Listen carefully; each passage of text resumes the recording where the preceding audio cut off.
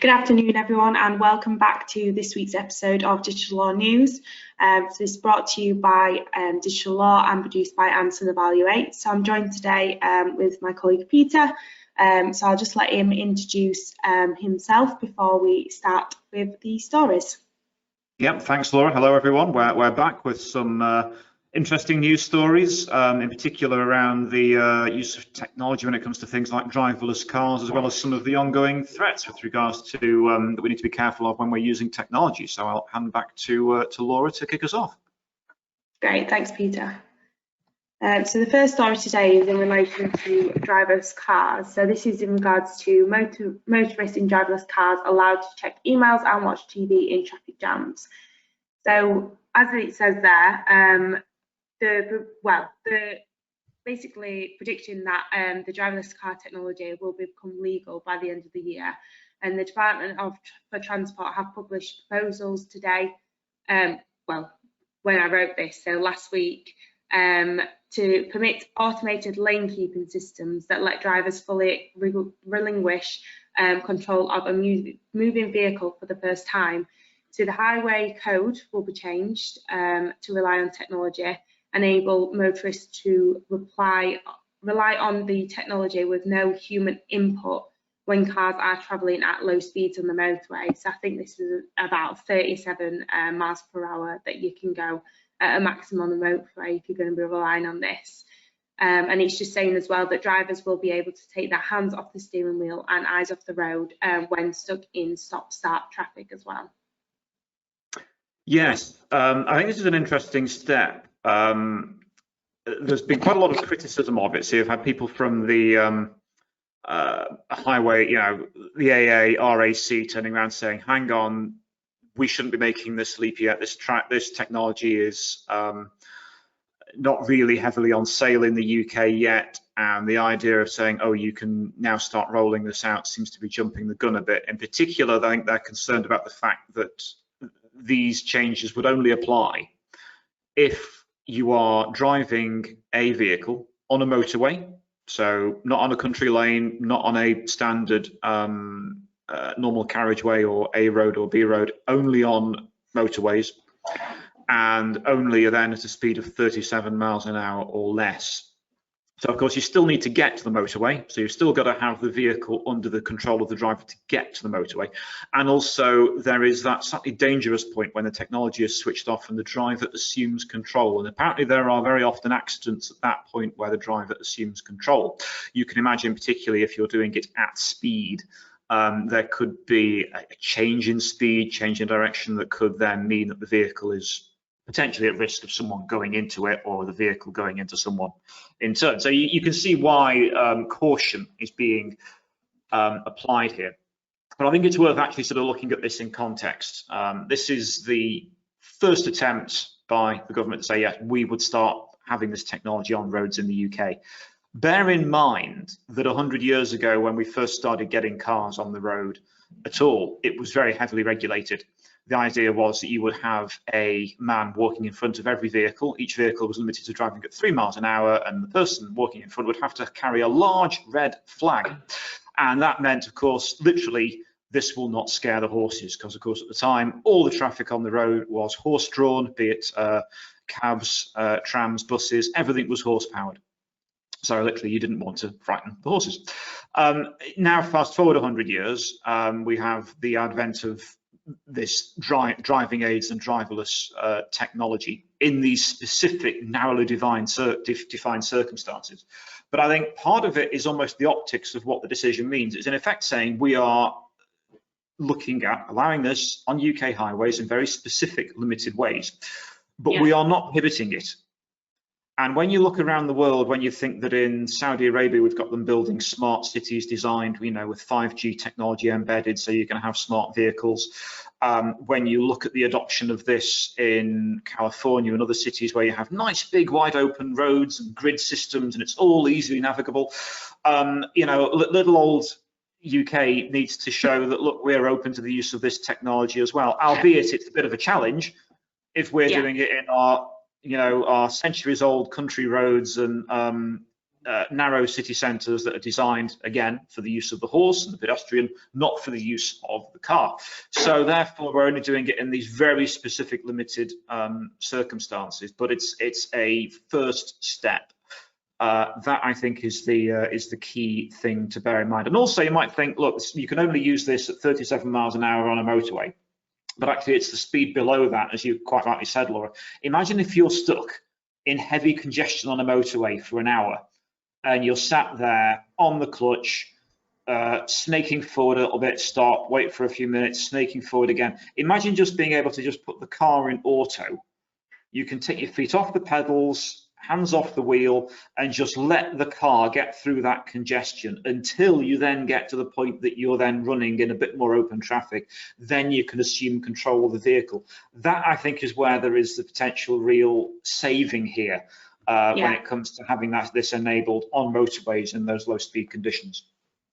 Yeah, and I think this article suggests that as well. I think that is going to be the most common use, and if anything, the encouraged use of it, not for when you're actually driving about, but most just like sitting in traffic when you want to sit and have a coffee or have a little breast break. You can then do that while sat in traffic. Exactly. I mean, the idea of actually being on the motorway at 37 miles an hour while six axle articulated lorry blasts past you would not be particularly comforting or reassuring. I don't think you could calm down to watch emails or watch read emails or watch TV as that happens. But it's that idea of dealing with the hell of being stuck in congestion that I think is appealing.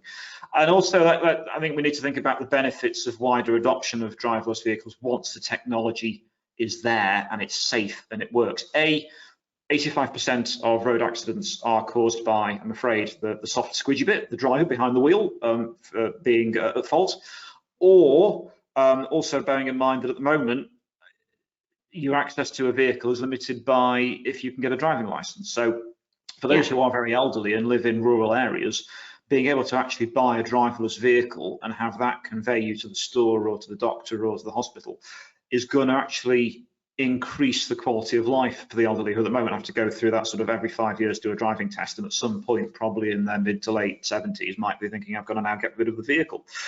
Or in their 80s or whatever, when you suddenly think, am I going to get through this test, and thinking now I've got to rely on the help and kindness of others or public transport.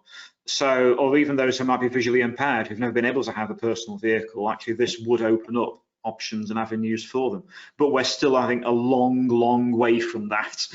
This law at the end of the year is still eons away from fully automated driverless technology picking people up from your front door and then taking you to the place that you're needing to go to. Yeah, absolutely. So moving on to our next story today then. So this is in relation to, gone too far. So this is in relation to Apple's bid for moral high ground on privacy. Is good for business, well, whether intended or not. Well-intentioned or not, sorry. So this is in regards to Apple introducing their new online privacy tools last week, which was a move that was supposed to denote a bomb under the data harvesting industry. However, iPhone owners have actually said that they've barely felt a tremor from it.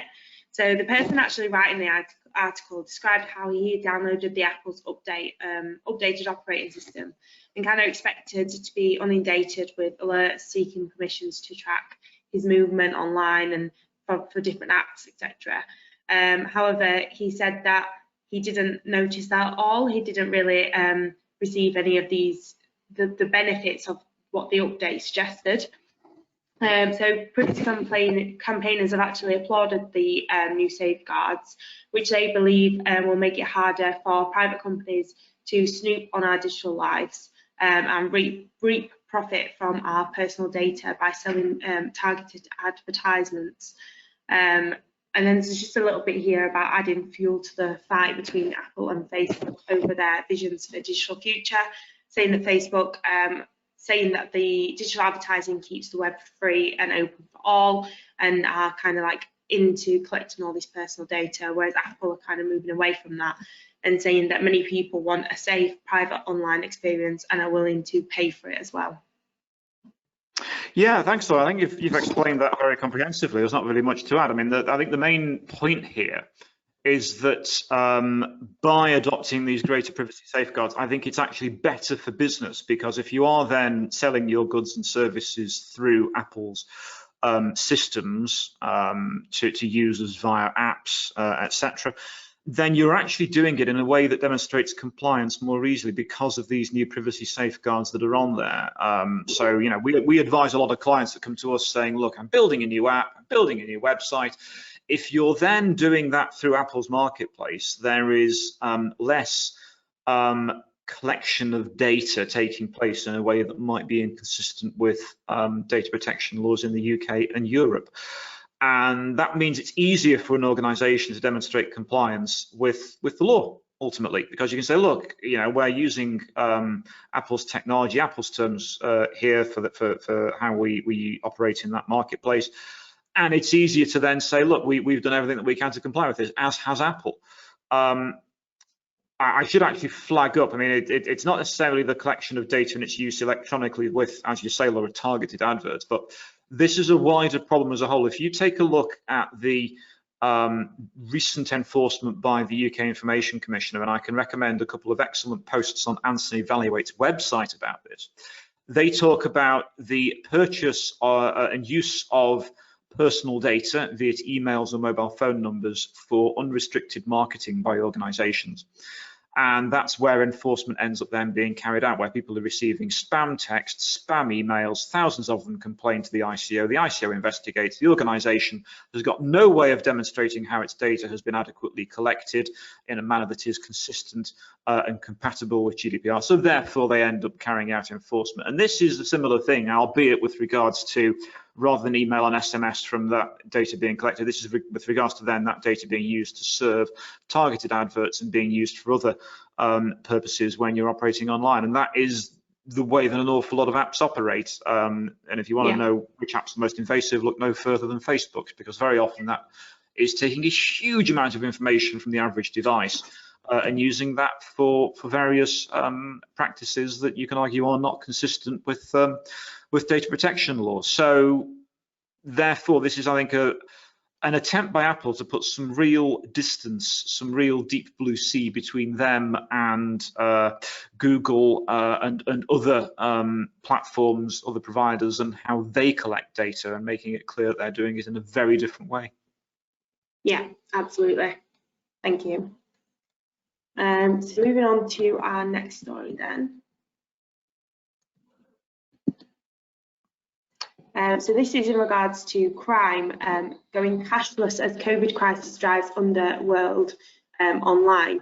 So this is an article that's basically saying that fraudsters, drug dealers and money mules have now revealed how crime has gone cashless during the pandemic. So this is all about how lockdown has kind of abandoned the face-to-face cash transactions and are now accepting payments via bank transfer and sometimes Bitcoin, PayPal, premium rate telephone numbers. So these are just the ways that criminals are now carrying out the attacks on people rather than face-to-face. So a lot of the drug deals, sex work crimes and scams are now being facilitated via social media rather than on the dark web. So the researchers have seen, including experts, We Fight Fraud, I've seen them move from it being kind of behind closed doors to now being advertised on social media. So public Facebook and Instagram pages are advertising illicit products, with prospective customers encouraged to express interest with private messages before conversations, and then move to apps such as WhatsApp, Telegram and Signal to arrange payments directly into the bank accounts. So I think, like you said earlier, Peter, during the conversation we had, this is more about the regulation of such apps like Facebook and Instagram, and whether the government need to step in and create some more laws about the more checks that Facebook needs to do in terms of their advertising and the posts that go online. Exactly right. I think this is a fascinating story, because in the last year we've talked about commerce generally has gone cashless.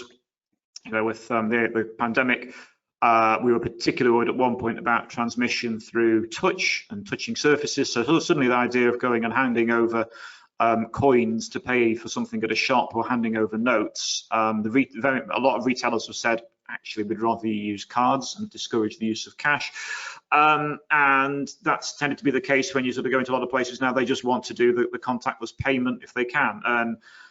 So as well as in general daily life, we've now got organised crime doing the same thing. They would rather go cashless, which is bizarre because usually you think if it's cashless, that means that you are having a clear paper trail of transactions, payments that can indeed be followed. So if we think of the world of Line of Duty on BBC TV, then you've got a clear set of evidence there that Ted Hastings can follow when he's looking to investigate an organised crime group. So you'd have thought, doesn't this make it easier? But in fact, they're saying that no, they're tending to do it almost in plain sight. So almost advertising goods and services on Facebook and Instagram. Before then directing people towards sort of encrypted lines of communication on things like WhatsApp, Telegram and Signal. And then you can now pay for these things through Bitcoin potentially or PayPal or other transactions there. But I think it's a real shift when for decades we've associated organised crime with the large cases full of cash and all this sort of thing. Clearly the criminals are moving away from cash as well. So it will then beg the question, who's actually still using the cash at this point? Its use does seem to have collapsed, particularly in the West. It was being reduced a lot before the pandemic, and that's just now accelerated the trend greatly. So clearly now, even if the criminals are going online, this is reflecting where society is moving as a whole. Yeah, exactly. And we spoke about this before, Peter, just about whether more regulation needs to come into place for Facebook and Instagram. So it'd be interesting, I suppose, to see if anything like this does come out to stop basically Facebook and Instagram in posting these things that is kind of illegal posts. Exactly, and you've got Facebook and Instagram, well, of course, one and the same, as is WhatsApp. Yeah, it would be good if they actively regulated their own environment here to actually say within their terms, look, if you are actually using our platforms to advertise illicit criminal products and services, then we will clamp down on that and we will remove it. Clearly algorithms are being used to sometimes a bit aggressively to take down posts that shouldn't be for various different reasons. But if you can do it over whether someone is expressing a view that you don't agree with, surely it's also possible to take it down if you are actually advertising, promoting organized criminal activity. So this is an opportunity, I think, for Facebook to really use their technology to actively regulate and police their own marketplace and take down adverts or products and services that are clearly illegal, no matter what jurisdiction you may be in. Yeah. So moving on to our next story. So this is in regards to IT and business leaders seeing an impact on working from home data protection. So this story is in regards to an annual white paper from IDC, and they found that 94.7% of IT and business leaders actually saw the impacts of working from home on data protection due to COVID-19. So 90.8% of all respondents saw a point to modernising data protection, including having more backups and disaster recovery, and that was a top IT priority for a lot of firms to kind of get this overall digital transformation, so a lot more people can work from home more easily. But in that, people saw a lot of problems. So 95.1% of companies surveyed had suffered ransomware or malware attacks in the last 12 months. And 80% actually indicated that at least one of these attacks resulted in data corruption. Just some more statistics as well. So 43% of these people experienced unrecoverable data within the last 12 months. So that's data that just was completely lost. So that might have been from insufficient backup. And 36.6% of people surveyed as well actually suffered over 25 attacks during this time frame. So that's within a 12-month period as well. Yes, thanks, Laura. I think there's some fascinating statistics in this report. I think the scary one is the fact that 95% of respondents said that they had been on the receiving end of malware or ransomware of some sort. But clearly, it is articulating the fact that there is a real ongoing significant threat to your systems, whether you are working from home. And clearly, there are. It's almost like a matter of you can't be in a position of doing too much, I think, to try and keep your staff and your organization and your data safe in this scenario.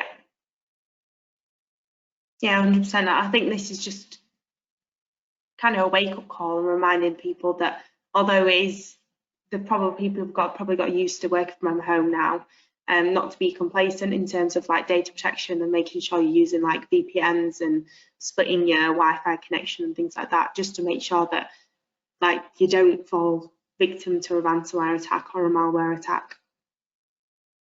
Yes, I think that's right, and I think it's a good time now for organisations that may have had to adopt working from home at speed without perhaps carrying out some of the checks and balances they might otherwise have done, to think, right, okay, when it's now a year on from when lockdown was first introduced, we're gradually opening up our organisations again. Things aren't quite as hectic and we aren't panicking quite as much as we were a year ago. So can we now, if we are going to continue with working from home, and I think we will be doing a lot of working from home because that's what people tend to want to do. They don't necessarily want to be in the office 5 days a week. So if we're now going to have working from home more widely, let's make sure we are doing it in as safe and secure a manner as possible. So review some of those policies that you might have in place with regards to the protection of data and security when you're working from home. Like you say, use of VPNs, perhaps looking at the devices that staff are using, the internet connections they're using, making sure they are working from home in an environment where their data is safe from being seen by third parties, if it's someone outside of the window, or vulnerable from IoT devices in their properties potentially being found to be a risk. I think this is something to think about. I was listening to a podcast actually this morning with a representative of the UK sort of cyber defence forces, and they were talking about how organisations very often want to make themselves as secure as possible, and they have all of these really expensive systems in place. But then he talked about, and I think it was a hotel where it was a casino, and a lot of secure systems, because people of course are betting online and lots of transactions within the grounds of the hotel where the casino was as well. And hackers managed to get into that system by hacking the pump on the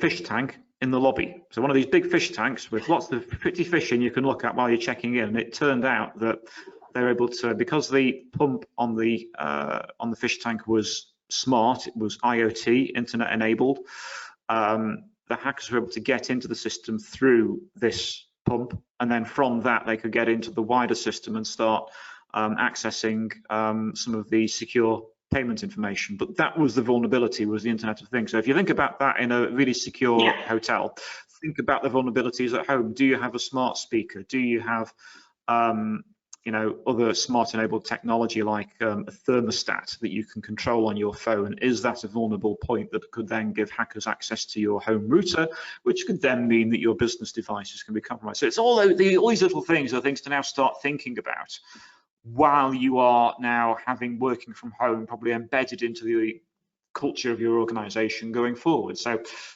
arguably last year it was difficult to start thinking about these risks in too much detail, but now I think we have a bit more time to start thinking about these risks and doing something about it, so that then you aren't one of those 95% that's saying, look, we've had malware and ransomware or some other compromise on the system.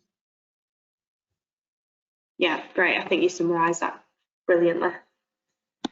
So moving on to our last story for today then. So this is in regards to MI5, and they're warned of spies using LinkedIn to trick staff into spilling secrets.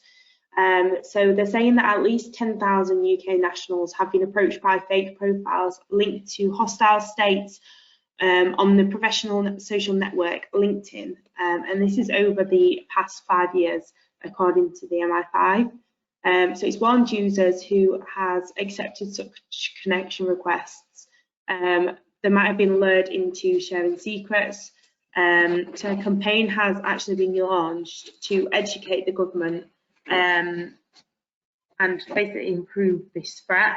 So awareness campaign includes posters, guides and videos, and basically they've come up with this little catchy 4 R's, which is recognise, realise, report and remove. So it's recognising that the profile is fake, realising the potential threat, reporting it to your security manager at work, and then removing them from your network as well.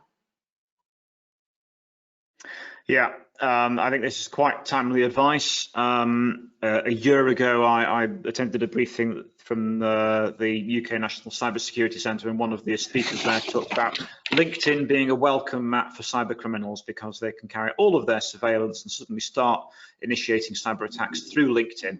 So the idea here is to make sure that people are not betraying confidential information that could be damaging to hackers on their LinkedIn profiles, and then secondly, making sure that any conversations that start with contacts that you don't recognize on LinkedIn, that they are moved away from the messaging facility on LinkedIn to secure email or another channel as quickly as possible. The point being that if a hacker impersonates someone on LinkedIn, connects with you, sends you a link, you click on it, that could circumvent all of the expensive cybersecurity measures that are in place on your system.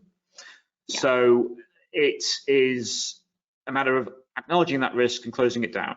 If you get contacted by someone on LinkedIn you don't know, I would consider very strongly not accepting that connection request unless you can see a very good reason why you should accept it. And even then, if they start then sending you messages, do not engage with that message on LinkedIn. Do not click on any links that are contained in it. And also think very carefully about the information that is betrayed in LinkedIn. And just 2 very quick points on that. One is that I've heard of people in the security industry who have actually said, when it says, you know, who are you and what do you do? They say, oh, I led the introduction of this system being introduced. And they've actually said, this is the security measure I introduced at my employer.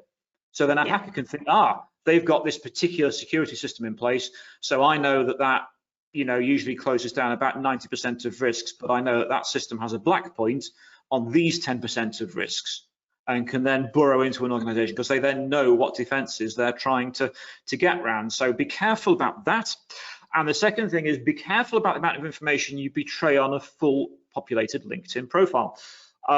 In South Yorkshire, I did hear about a bank manager who talked about where they worked and what they did on LinkedIn.